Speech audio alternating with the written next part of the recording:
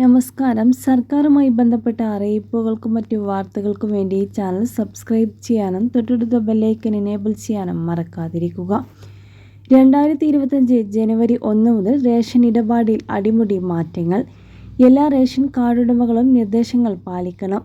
Ration കാർഡുടമകൾ EKYC പൂർത്തിയാക്കേണ്ടതുണ്ട്. EKYC പൂർത്തിയാക്കിയില്ലെങ്കിൽ സമാനമായ റേഷൻ ആനുകൂല്യങ്ങൾ ലഭിക്കില്ല.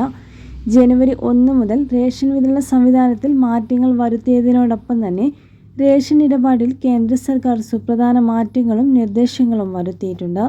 മുൻപ് ലഭിച്ചിരുന്ന അതേ അളവിൽ റേഷൻ എല്ലാവർക്കും ലഭ്യമാകില്ല. പുതിയ നിയമം അനുസരിച്ച് 2.5 കിലോ അരിയും 2.5 കിലോ ഗോതമ്പും ലഭിക്കും.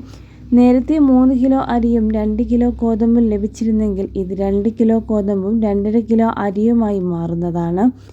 നേരത്തെ 5 കിലോ റേഷൻ ലഭിച്ചിരുന്നുവെങ്കിൽ 1/2 കിലോ ഗോതമ്പ് അധികമായി ലഭിക്കും.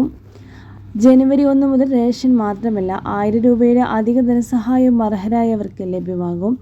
EKYC പൂർത്തിയാക്കിയ റേഷൻ കാർഡ് ഉടമകൾക്ക് 2025 മുതൽ 2028 വരെ ഈ ആനുകൂല്യങ്ങൾ ലഭിക്കുന്നതാണ്.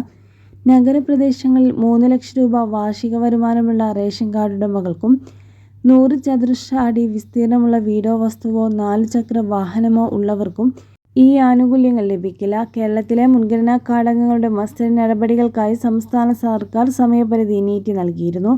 2025 ജനുവരി 1 മുതൽ റേഷൻ കാർഡ് സ്കീമിന് കീഴിൽ സർക്കാർ പുതിയ നിയമങ്ങൾ നടപ്പിലാക്കും. റേഷൻ വിതരണ സംവിധാനം പൂർണ്ണമായും സുതാര്യമാക്കുക എന്നതാണ് ലക്ഷ്യമാക്കുന്നത്.